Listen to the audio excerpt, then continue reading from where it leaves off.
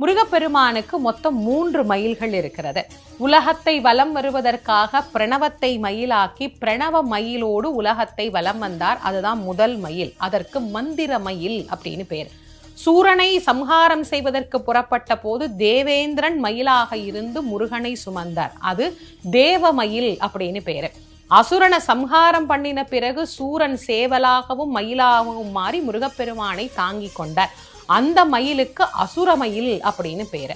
ஆக 3 மயில்ல ஏறி வரக்கூடியவர் முருகன். இது எல்லாத்துக்கும் மேல நம்முடைய மனதை முருகன் ஏறுவதற்கு தகுதியான மயிலாக நாம் மாற்றிக்கொண்டால் நம் மனத்தின் மீதும் அவன் எழுந்தருளி நமக்கு அருள் புரிவார். அதனால்தான் அருணகிரிநாதர் சொன்னார், ஏறுவதற்கு தகுதி உடைய மயிலாக என்னுடைய மனத்தை நீ மாற்றித் தருக, அதில் நீ விளையாடி அருளுக அப்படின்னு முருகப்பெருமான் கிட்ட விண்ணப்பம் செய்கிறார்.